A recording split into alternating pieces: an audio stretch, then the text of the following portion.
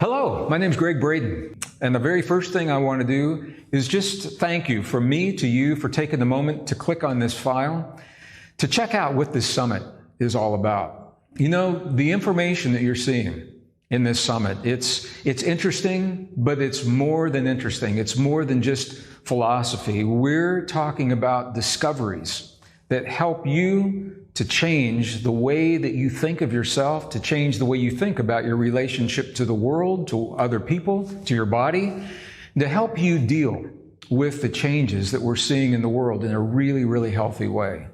I know that you know that the world is changing. That's no secret. Your nation is changing. My nation is changing. Your life is changing. My life is changing. We're not going to stop the changes that are happening in the world. We're moving forward from chaos to coherence. The world is experiencing the chaos now of a system that is breaking down to give way to a higher order. And this is the way that nature works. Nature works in cycles. And as the cycles become more and more complex, they reach a point where the complexity cannot be sustained. So they break down so they can give way to a higher order of complexity that begins in a simpler fashion. Well, that's the way that nature works in the world. That's what's happening in your life and what's happening in my life. In other Flow Summits, I've talked extensively about the changes themselves. I am a geologist. I'm a degree geologist. I have a very strong background in the life sciences, marine biology, paleontology, invertebrate and vertebrate biology, as well as chemistry and physics. And it all works together to help me stay in touch with the best science of the modern world, to understand what the scientists are discovering about these changes, and to be able to help convey those changes to you in a really, really simple way. So what I'd like to do today is talk less about the changes themselves and more about you and me and how we can embrace those changes in a really healthy way. Because that's what we all want to do. We don't want to just survive the change. We're hoping to thrive. We want to thrive in this change. And it is possible to do just that, because what the new discoveries are showing is that you and I are wired, our bodies are designed to thrive and embrace change in a really, really healthy way if we understand the systems. So this is what I want to share with you, the new discoveries, the science-based discoveries that have now overturned 150 years of scientific thinking when it comes to us and the way we think about ourselves. When we talk about the world changing, I just want to define precisely what I mean by this, because it's more than the earth changes that we're seeing. We're talking about changes in the populations and the way that we are living together and working together. You know, for the first time in 5,000 years of recorded human history, the global family is being globalized. And I think you know that. The economy is now a global economy. Trade is a global trade. Music is a global industry. Security is a global industry. We're no longer divided the way that we've been in the past by borders and oceans and mountains. They still exist, but they don't create the same boundaries that they have in the past. So here's what's happening. Our world is being changed as populations are being pushed together. Different cultures, different religions, different ways of thinking, different ways of men thinking about women and women thinking about men. And we're seeing this play out in our lives. We're seeing it play out on the national stage. We're trying to embrace this coming together in a new way through the thinking that is now obsolete based on the false assumptions of science. The best science of the modern world has told us that we live in separation, that we're separate from the earth, separate from our bodies, separate from one another. The best science of the past has told us that nature is actually based upon this fundamental rule of competition and conflict, struggle, scarcity, insignificance. And these are ideas from Charles Darwin. They were introduced over 150 years ago but they are reflected in the world that we see in the 21st century. Now, I just want to explain what I mean by this. 150 years ago, mid to late 1800s, you say, well, that's a long time ago. It is. But this is precisely the time when our society was being formed, when our economic system was being formed, when the corporate systems were being formed, and the way our governments were put together. And they all reflect these ideas that were popular in the mid-1800s, the ideas of separation, competition, conflict, struggle, scarcity, the insignificance of human life. Well, the new science, the best science of the 20th and now the 21st century, has overturned all of those ideas. We now know, for example, that nature, the fundamental rule of nature, is not competition and conflict, as Darwin suggested. It is cooperation and what biologists call mutual aid. We now know that nature, the fundamental rule of nature, is actually cooperation. Well, this is important because it changes everything. If we are attempting to solve the problems of a new globalized world through a thinking that is obsolete, we see that those solutions aren't working. They're unsustainable. So this is why these new discoveries, I think, are so important. Not long ago, a dear friend and colleague of mine, Dr. Bruce Lipton, and we were invited to speak at the United Nations in New York to share precisely these ideas. The UN asked us to come in and speak from my perspective as an earth scientist, from Bruce's perspective as a biologist. What do we see happening in the world today? What are the trends? What are the cycles? And what can we do to embrace the change in a healthy way? And what we said to them is precisely what I'm saying to you right now. That nature is based on this fundamental rule of cooperation. And if we're going to find harmony with the changes in the world, we've got to find harmony with nature. We've got to find the flow, the way to flow with natural rhythms and natural cycles. And that is by solving our problems through cooperation rather than competition, conflict, and struggle. Now, I know that you know this intuitively, but I'm sharing this with you now because for the first time, the scientific community is bearing out these ideas that we sense to be true. They're bearing them out through the best science of the modern world. And this changes everything. Changes the way that we think about ourselves and solve our problems. And this is only one example. There are many other examples. So the new science, we've asked science to tell us who we are. We've asked science to tell us where we've come from and how we've come to be in our world as we are today. And science is doing that, and they're doing a really good job. The question is now, will we as a society, will we as a global family embrace what science is telling us? Well, what science is telling us now about you and me has overturned, as I mentioned, 150 years of thinking. So I want to share with you some of the discoveries that now are embraced in the scientific community, but I also have to tell you that there is a reluctance and there's actually a resistance to sharing these discoveries in the mainstream. So what I mean by that is you're not seeing these discoveries in mainstream classrooms, mainstream textbooks. You're not seeing them in the universities. You're not seeing them in the documentary films on cable television. And the reason is because there is a battle that is unfolding in our world right now, a struggle to maintain an old story.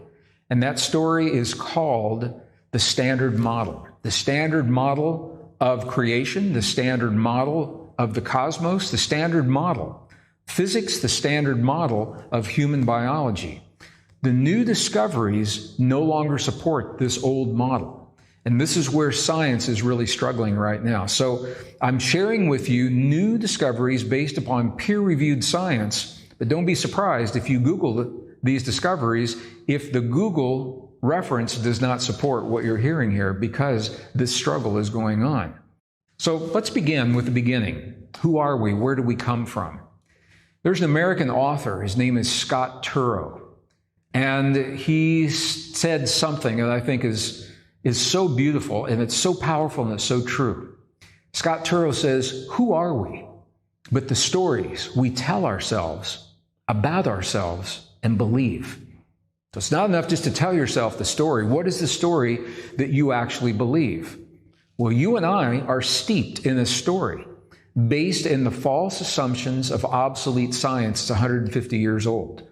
We're told that human life is the product of random mutations, of evolution, an evolutionary process that has led to us being as we are today. And that story leaves us feeling powerless, insignificant when it comes to ourselves and our lives. And it demeans, it diminishes the meaning of life itself. Now, this story is embraced, it's taught in our schools. And when you look at the world today and you look at the big things that we'd like to change in the world, you see the rise of hate. Hate based upon the color of our skin, hate based upon our religion, hate based upon our sexual orientation. As different as they are from one another, they are all based in a way of thinking, and that way of thinking stems from the false assumptions that tell us life is insignificant, that we're the result of this random process. So if we're going to get to the bottom of the issues that are dividing us as communities, as families, as societies, as nations, we've got to get to the place where we change the way we think, and that's what these discoveries are all about. So let me share some of these discoveries with you. I'm going to go into a little bit more detail, specifically when it comes to the DNA and what the DNA is telling us. Discovery number one, the idea of evolution itself suggests that you and I are the product of a long, slow, gradual process where life became more and more complex over time in response to changes in the environment. And that continued, and through competition and conflict, we have triumphed. We have won out over the other forms of life, and this is why we're here today. This is what evolution tells us. The problem is number one, there has never been any physical evidence to support this story. When we look at the evolutionary family tree, for example, and we see modern humans at the top and the branches that connect us to the other forms of life, if you look closely at those branches, they are broken lines. They're not solid lines. And the reason they're broken is because they are inferred or speculative relationships. They're believed to exist. However, the evidence has never been found. In 150 years, the best minds of our time, the best universities, the most sophisticated technology, the greatest funding ever put into an exploration to determine where we've come from has yet to produce a single shred of physical evidence that links us to those other forms of life. So we've known that for a long time. But I have to say that now as the foundation because it leads into the next discoveries, the DNA. In the last few years, advances in DNA science have allowed us to do things in the modern world that sounded like science fiction only a few years ago. For example, it is now possible to go into the bone marrow of fossilized remains of ancient forms of life, extract the DNA, and from that DNA to build an entire genome, to build the gene map of that form of life, so that we can compare that gene map to our gene map today and tell us how much similarity is there or how little similarity is there. Well, this is where the new discoveries are leading, and this is causing a lot of problems for the standard model, for mainstream science. Because number one, what the DNA is telling us is that we did not descend, for example, from Neanderthal. The Neanderthal DNA that has been recovered from very well-preserved specimens found in Northern Europe. That DNA, when it is reconstituted as a genome, and that genome is compared to ours as modern humans today, there's not enough similarity, there's not enough overlap. What the science is telling us is we didn't descend from Neanderthal. As a matter of fact, we shared the earth with them. We walked with them. We probably interbred with them. They say we had Neanderthal boyfriends, Neanderthal girlfriends. But if we walk the earth with them, we could not have descended from them. So we know who we are not. We are not the descendants of Neanderthal. Well, that changes a lot of thinking right there. Discovery number three also shows us that when we extract that DNA and we compare it to other forms of life, 200,000 years ago, anatomically modern humans showed up on the earth. We appeared on the earth 200,000 years ago, looking just as we do today. We had the same bone structure, the same brain structure, the same body proportions. We had the same muscle mass. We have the same DNA. We have the same neurological systems that we have today already intact. Now, this is important because in the past, we've been led to believe that all of these things evolve slowly, gradually over a long period of time. It's not what the evidence is showing. The evidence is showing that we showed up with all of these systems already formed, already intact. They did not develop slowly, gradually over a long period of time. When we compare the DNA of anatomically modern humans from 200,000 years ago to us today, we haven't changed. So the question is, how did this happen? Well, this leads to discovery number 4. When we begin to look at the DNA through what is called forensic DNA, we can look at our DNA as it is today and work backward to see what had to happen to create the DNA that we have today. And one of the great mysteries is a mystery that's called human chromosome number 2. Human chromosome number 2, it is the second largest chromosome in the human body. It forms about 8% of the DNA of every cell of the human body. And it is a mystery as to where it comes from. If you look at a photograph of chromosome number 2, you can actually see how it appears to be the result of 2 pre-existing chromosomes that are somehow fused together. And this is precisely what the science is finding right now. The National Academy of Sciences, proceedings from the National Academy of Sciences, in the volume that is entitled Genetics, released a report from some of the best-known geneticists of the 20th and now the 21st century.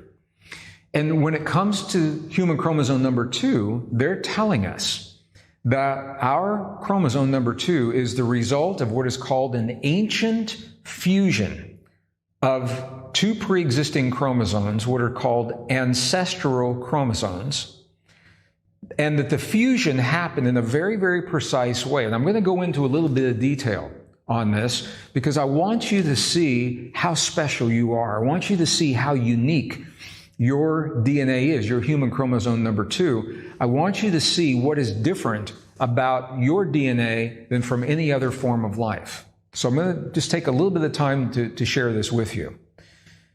It is common in biology for chromosomes to fuse, and we see this.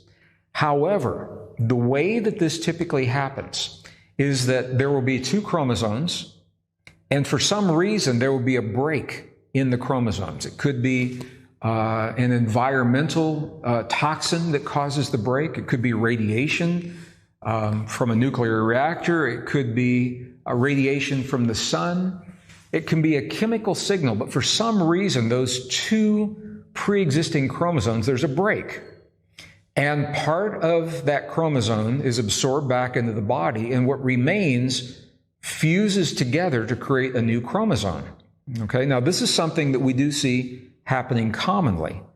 But the key is that there's a break, and where the chromosomes fuse is mid-chromosome. All right? So if you can hold that in your thought just for a moment, let me contrast that to what happened to your human chromosome number 2. Human chromosome number 2, there was no break.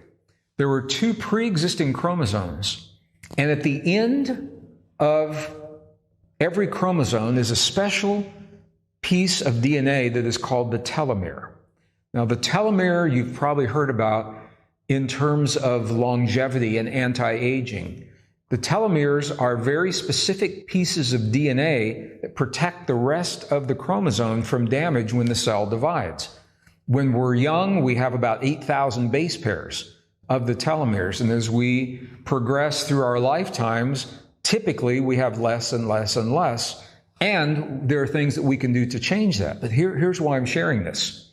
Human chromosome number 2 is the result of a fusion of 2 pre-existing chromosomes, telomere to telomere. So the telomeres that you would normally see at the ends of the chromosome, we find in the middle of a chromosome where they shouldn't be. And this is one of the clues that tells scientists this was an ancient fusion. But it's not enough that the fusion happened. After the fusion happened, there are specific genes that were either added or removed or changed in very precise ways to stabilize the fusion and to take away the redundant features. So think about this. If you have a complete chromosome here and one here, they're whole and complete unto themselves. When they fuse, they have overlapping or redundant functions because they were once complete unto themselves. After human chromosome 2 was fused, those redundancies were removed. And what scientists tell us is this could not have happened as a result of evolution. This is not an evolutionary process. It borders on what is now called forbidden territory. And it's called forbidden territory because it suggests intention. It suggests that this fusion and the resulting tweaking of that chromosome were part of an intentional process. And if there is an intention, it implies a purpose. And this is where science is struggling, because science cannot explain a purpose in a non-evolutionary process. Science right now is not equipped to do that. So science is up against a brick wall because they have a story called the Standard Model based upon evolution. The DNA evidence no longer supports that model, and it opens the door to the forbidden territory that science has no way of explaining. Science is not equipped at this time. Now, science can explain this if they're willing to change the way they think. Here's what I mean by this. There's a huge difference between taking all of the new discoveries that are made and forcing them into a pre-existing story, in this case, the story of evolution, Darwin's idea of evolution. There's a huge difference between doing that and allowing the new evidence to lead us to whatever story that evidence is going to tell. Can you see that difference? Science now must make a choice. Are we going to follow the new evidence to the story that it tells? Or are we going to attempt, as we've done in the past, to force the new evidence to fit into a pre-existing story? It's like putting a square peg in a round hole. If you pound hard enough, it will fit, but it's never a good fit. And that's what's happening right now. So human chromosome number 2 is just the tip of the iceberg.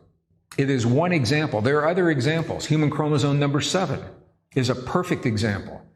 Human chromosome number 7 has a gene that is called FOXP2, F-O-X-P2.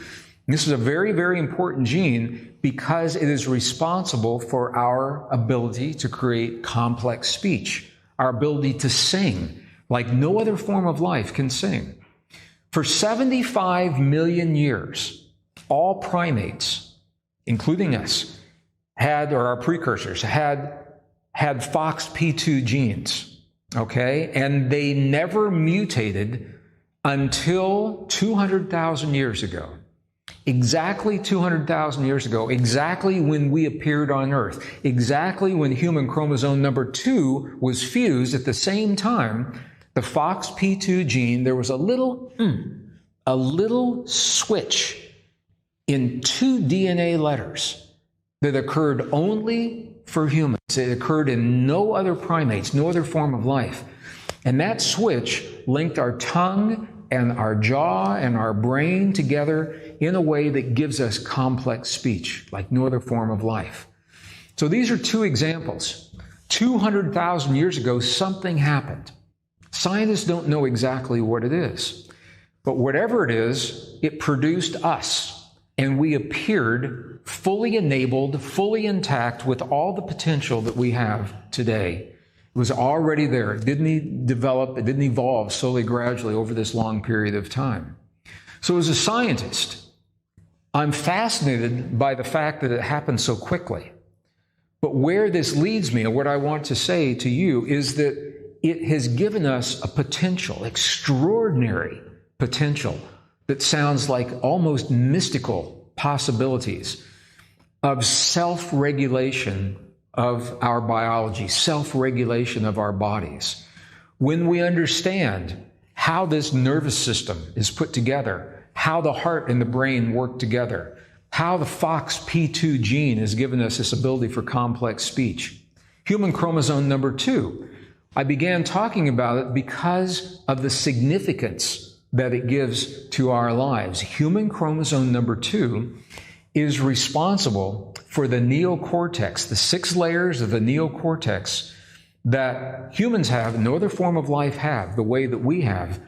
And in August of 2018, so this is very, very recently, neuroscientists reported the discovery of a brand new kind of neuron that has never been found before, never been noticed. It's in the neocortex, and it exists only for humans, and it appears to regulate the flow of information in our brain and our relationship to consciousness itself. Now, I'm sharing this with you because you might be asking, what's the big deal about human chromosome number 2? This is the big deal. Without human chromosome number 2, we would not have the enlarged neocortex. We would not have these specialized neurons. We would not have the uniquely human capacities, sympathy, empathy, emotion, the ability to self-regulate our biology, as I'm going to share here in just a moment. All of that's from human chromosome number 2. So because it appears to be intentional, who or whatever is responsible for this chromosome in our bodies appears to have wanted us to embrace this extraordinary potential. And this is where science is right now. Science has now come to the point where they recognize this potential, but they're asking, how do we awaken this potential in our lives? For most of my adult life, I have spent time with some of the most ancient, mystical, the most isolated and remote people, the indigenous traditions and places remaining in the earth today, to answer the question that I'm asking of myself in front of you right now. Where do these capabilities come from? How do we awaken them in our lives? Well, this is fascinating to me because our indigenous ancestors, they didn't know the science. They didn't have the scientific tools. They didn't have computers. They didn't have CAT scans. But I'll tell you what they did know is they understood the human body, and they understood our relationship to these extraordinary potentials. And they developed these potentials in ways that seem mystical to us today. But they give us the instructions, they give us precisely, step by step, how we awaken these processes. This is what the focus of my work is right now. How do we embrace this extraordinary potential in our lives, and what does it mean? Well, one of the first discoveries that scientists made that begins to link us to these ancient and indigenous and some of our most cherished spiritual traditions, one of those discoveries is in the human heart. 1991, scientists discovered the existence of about 40,000 specialized cells in the human heart. They're called sensory neurites. That's a technical term for what are essentially brain-like cells, but they're not in the cranial brain, they're in the heart. But they play the same function in the heart as the neurons in our brain. These cells, they think independently of the brain. They feel independently. They remember independently of what's happening in our brain. Now, this changes everything, because every time you and I have a deeply significant emotional experience, this discovery tells us that we are registering that experience not just in the memory of our brain, but in the memory of our heart. Now, if the emotional experience is an experience of joy and ecstasy, it's probably not a problem. We can have a lot of joy and ecstasy in our heart and our brain. However, many of us have had trauma in our lives. And sometimes we're aware of the trauma, sometimes we're not. Sometimes the trauma happens to us when we're so young that our bodies don't know how to deal with that trauma. So what happens is we store the information of the trauma in the cells of our bodies and the memories. Sometimes the memories are in the brain, sometimes the memories are in the heart. And we get to be adults, so we're 30, 40, 50, 60, 70 years old, and we're having health issues that are the result of unresolved trauma. And so we go into a counselor, we go into therapy, and we try to access the memories so that we can heal that trauma. And sometimes it works through the memories of the brain, and sometimes it doesn't. So if you're having this kind of experience, if you have trauma in your life and counseling has only been partially successful, or therapy has been partially successful, this may be the reason why, because the counseling may be, or the therapy may be only addressing the mind. What about the heart? So the new discoveries are telling us that these 40,000 specialized cells in the heart, they're concentrated in a way that's actually called the little brain in the heart. And interestingly, the cells are all concentrated around the places in the heart that affect the rest of our health, around where the blood flow comes in, the arteries where the blood comes in and where the blood leaves. And these neurons are directed by our perceptions, our feelings, our emotions. So when we feel safe in the world, we're sending a safe signal to these neurons, and they're allowing the blood to flow in a very precise way and create a special chemistry. They send a signal to the brain that says, we are safe, so we don't need fight or flight chemistry. We can focus on healing and regeneration chemistry. And when we feel threatened, when we're not safe, just the opposite happens. We shut down the healing.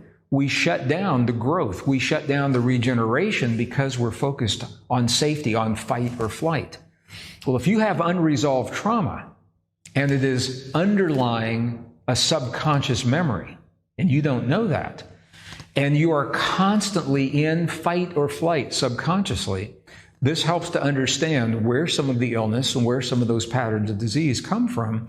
It also helps to understand how we can very quickly alleviate those symptoms by going into the memories in the heart. And I'm going to give you a technique in just a moment to do just that.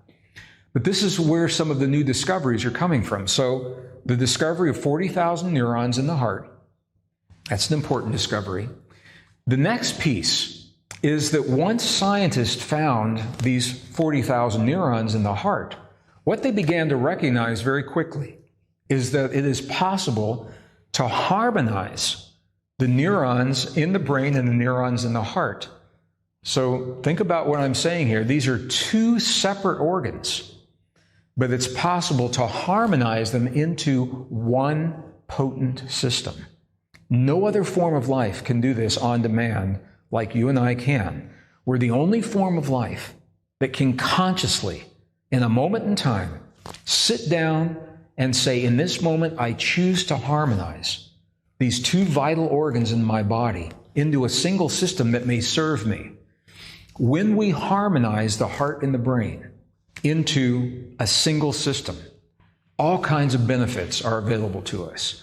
Just by harmonizing the heart and the brain, for example, just through the harmonization, without doing anything else, we trigger the longevity enzymes that repair the telomeres and heal the DNA in our bodies. We actually can reverse the biological markers for aging. So chronologically, we will all be 5 minutes older in 5 minutes. And you don't really care about that. Biologically, the question is, do you age and deteriorate in those 5 minutes? And the answer is, you don't need to, because it's possible to age forward in time, but biologically, the markers to reverse. We can actually create younger telomeres, younger DNA at an advanced age through harmonizing the heart and the brain, relieving the stress in the body, and allowing these enzymes to do what they are designed to do, to repair and heal and regenerate the DNA. So this is one benefit from harmonizing the heart and the brain, just one. We trigger these longevity enzymes. Number two, we trigger a very powerful immune response. Just from harmonizing the heart and the brain, you strengthen your immune system. Number three, we create resilience to the changes in our lives. I began speaking to you about the changes in the world and the changes in your life and my life. And we're not going to stop the changes, but we have the ability to embrace those changes in a really healthy way. And one of the ways of doing that is to create resilience. Resilience is a function of the heart. When we harmonize the heart and the brain, we increase what is called heart rate variability, HRV. Every time your heart beats, when you see boom, boom, boom, boom, boom, boom, the time from one peak to the next, to the next, to the next, that time varies only slightly by milliseconds. But the key is this: when we are young in life, we have a lot of variability from beat to beat to beat. It's called heart rate variability, or HRV. So young people typically have high HRV because they have to respond quickly to what's happening in life. When we're young, we have to figure stuff out quick. Typically, not for everyone, but typically as we get older, we begin to lose that heart rate variability. The beat becomes more regular. The time from one beat to the next becomes closer and closer and closer together. And when that happens, we actually lose heart rate variability. We lose resilience. And this is why for sometimes older people, change becomes very difficult, because we become set in our ways, is the term. We expect the world and other people to behave in a certain way. Well, I'm sharing this with you because it is possible to regain that heart rate variability at any age, any point in your life. When you harmonize the heart and the brain, it is possible through that heart-brain harmony, you increase heart rate variability and you increase the resilience that you have to life. So it can happen at any point. This is just another one of the benefits. Other benefits include direct access to deep intuition. When you need to know the answer to something that's happening in your life, and there's no one to ask, no one to turn to, you Google the answer and it's not there. Every friend you talk to gives you a different suggestion, different recommendation. Who do you ask? Well, your heart always has the answer for you. I have a good friend of mine right now that was given a diagnosis of a life-threatening condition of cancer. And everyone he asks gives him a different opinion about what to do for his cancer. The doctor says go the chemical route, of course, chemo and radiation. His mom is afraid she's going to lose her son. So she says the same thing, do what the doctor says. His friends are new thought, new age. They say use herbs, use the mushrooms, use meditation. And he asked me, he says, what should I do? And I said, if I tell you, I'm just adding to the many opinions that you have. I said, I can give you my opinion, but only your heart knows for sure. Go in and ask your heart. And he says, well, what do you mean? And I'm going to share with you very briefly the technique that I shared with my friend. But I want you to know that access to deep intuition, access to your subconscious, when you're creating affirmations for health and healing in life, they're only effective if you communicate with your subconscious in a language that your subconscious recognizes. And sometimes it's not verbal, it's not words. It is an emotional signal. So all of these are benefits and more that are possible through the harmonization of the heart and the brain, through the neurons in the heart and the neurons in the brain that have only been discovered recently. 2 organs, 1 system. So how do we do this? How do we do this? Very, very simple. I'm going to share 3 very simple steps. First step is to shift your awareness from your thinking mind into your feeling heart. And one of the ways that the indigenous people have always done this is to gently touch their heart center in a way that's comfortable for them.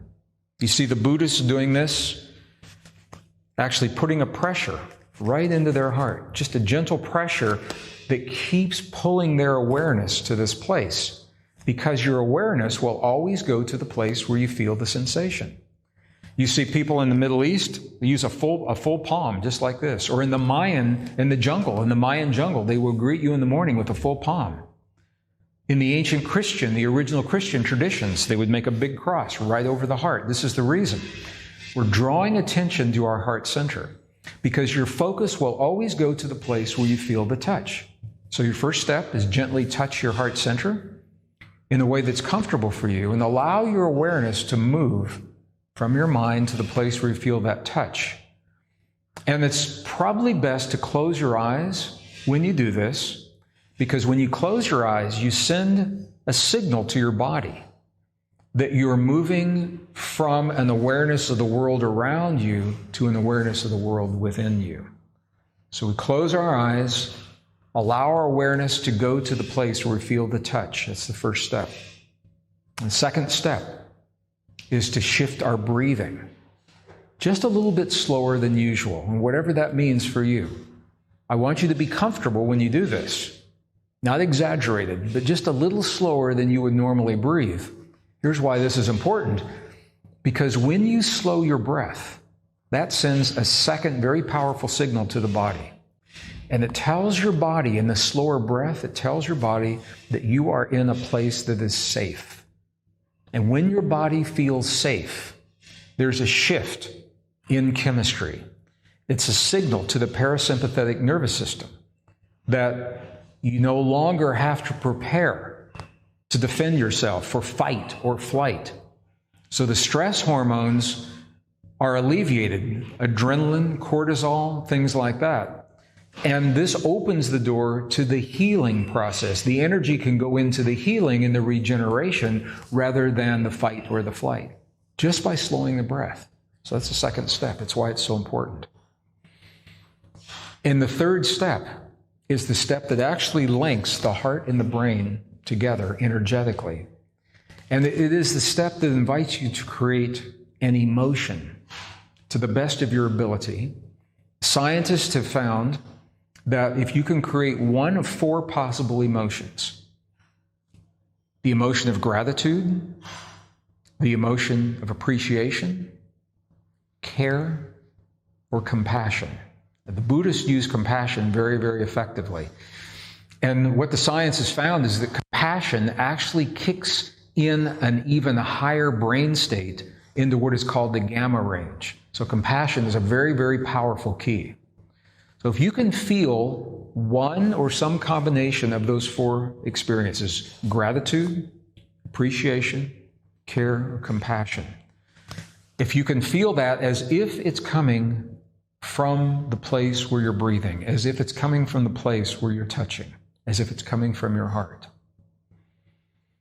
These three steps open the door to what is called heart-brain harmony or heart-brain coherence. And it is in the place of heart-brain coherence where you create the space for all the other things that I just mentioned. It's in this place where you would begin your affirmation. It's in this place where you would access your subconscious. It's in this place where you would ask your heart intelligence for the answers to the questions that no one else can answer. If you can do this for about 3 minutes, a minimum of 3 minutes, it sets into motion all of the body chemistry, over 1,300 positive biochemical reactions that will continue for up to 6 hours after you stop the process. Up to 6 hours. And part of that process is that you will increase the DHEA level. That's the precursor to every hormone in your body. That DHEA will increase up to 100% from only 3 minutes of heart-brain harmony, and it will decrease the stress hormones. Your cortisol levels drop 20-25% after only 3 minutes. So if you can do this for a minimum of 3 minutes, you can certainly stay in it longer. You can do it first thing in the morning, do it last thing before you sleep at night. That's what I do. I go to sleep in this very healing state. Or any time throughout the day when you feel particularly stressed, if you're in a difficult conversation, if you're in a corporate boardroom, if you're in a classroom. I want to be very clear, do not do this while you're driving. Please don't do this while you're driving or operating heavy machinery. And if you're listening to this on audio, please only do these exercises when you are not driving and when you're in a place that's safe. It's very, very important. But I want you to have this information. Heart-brain harmony, it's the beginning. It just opens the door to a vast array of human potential. Super learning, super memory, super perception are included in these, and much, much more. So when you begin thinking about heart-brain coherence, heart-brain harmony, rather than thinking of this as the end, say, okay, I've done my meditation. If you can think of this as the doorway to what comes next, it's only the beginning. And it's the beginning that helps you to write a new chapter in the new human story. Because it is the beginning of self-regulation, your ability to self-regulate your own biology, your ability to trigger your own healing, your own longevity. And the bottom line to everything I'm saying to you is the better you know yourself, the less you will fear change in a changing world. The better you know yourself, the less you're going to fear other people as the world is being pushed together and we meet new cultures and new religions. The less you're going to fear those things. And for me, perhaps the most important thing is the better you know yourself, the less you will fear yourself. The less you will fear the power that is dormant within your body, and the more willing you will be to awaken and embrace that power. That's why I wanted to share this with you today. So I want to thank you for taking a few minutes of your day with me in this Flow Summit 2019. I know you're going to enjoy every one of the speakers that are here. And I think you'll find that all of us are, from our own perspective, talking about becoming the best people we can be to create the best world possible. And what I hope that I've shared with you and that you have sensed from what I'm sharing is that as we embrace the deepest truths of our existence, we're able to mirror those truths in our families, in our societies, in our communities, ultimately between nations. That's what the flow is all about. All right? Thank you so much. Once again, I look forward to our next time. Take good care. And in the presentation I just shared with you, I referenced a technique of harmonizing the heart and the brain as part of the presentation. What I'd like to do is just take a few minutes and focus specifically on that technique with you now. And I'm not calling it a meditation, I'm not calling it a prayer, I'm calling it a technique to harmonize the heart and the brain in a very, very precise way, based on the best science of the modern world and using techniques developed by some of our most ancient and cherished spiritual traditions. So there were 3 steps, and I'd like to briefly just talk you through each of the 3 steps, and let's do this together right now. So the first thing I'll invite you to do is to have both feet flat on the floor, not your legs crossed, for this reason. If your legs are crossed in any way, your awareness will go to the place where your legs are crossed, to that pressure point. So both feet flat on the floor, and I'm going to invite you to begin by closing your eyes, allowing your awareness to move from the outer world to the inner world, and gently touching your heart center. I'm doing the same right here. To allow your awareness to move from your mind into your heart. When you touch the heart center, your awareness will always go to the place where you feel that physical sensation. So if you gently touch your heart center, allow your awareness to move to this place. And this is the first step. The second step is to slow your breathing, just a little bit slower than usual, whatever is comfortable for you. Because when you slow your breathing, you're sending a signal to your body that says, I am safe. I am safe. And gently slow your breath, maybe 5 to 6 seconds on the inhale. And pause. 5 to 6 seconds on the release. And pause. And continue breathing at that rate. Now these 2 steps allow you to focus in your heart center. The third step is what connects the heart and the brain together.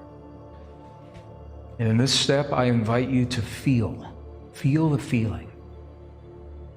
For you, the feeling of gratitude or appreciation or care or compassion. If you can feel to the best of your ability any one or some combination of these four feelings: gratitude, appreciation, care, compassion, and hold the feeling as if it is coming from your heart where you are breathing and where you feel the touch. I'm going to do the same thing right here. And let's just take a few seconds and do this together. And the key is to hold the focus actively in your heart, not to relax, not to zone out, not to let go. This is an active focus in the human heart.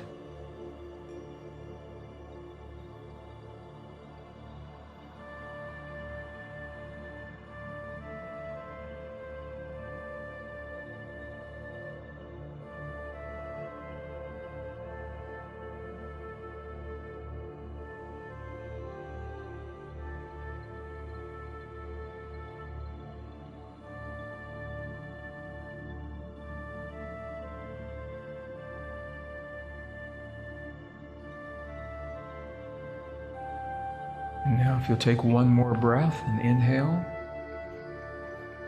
and pause. And then as you release, gently open your eyes. And if you can use this technique and maintain it for a minimum of 3 minutes, you can certainly do it longer. There are some people that do it 20 minutes, 30 minutes, but a minimum of 3 minutes to gain the benefits that I mentioned earlier, the increase in the DHEA, the decrease in the stress hormones. And you can do this as many times a day as you choose. People ask me all the time, when do I do this technique? My answer is that this is heart-brain coherence. Everything goes better with coherence. If you're going to do yoga, do this before you do your yoga, and do your yoga in a place of coherence. If you're a runner, do this before you run, and you can run from coherence. I'm a martial artist. I practice this before I begin martial arts. I'm a musician. I practice this before I begin my music. If you are having a conversation with another person, and it's very important that you are very clear and very objective, this will put you into a neutral space so that you are not so reactive in that conversation. So I'm sharing these examples. The key is you can do this, become coherent and balanced. Think of it this way. When you create heart-brain coherence, you're telling your body all systems are go. All systems go. And from this place, whatever it is that you're about to do, you will do with an even greater level of mastery. Thank you for sharing an exercise in heart-brain coherence with me today.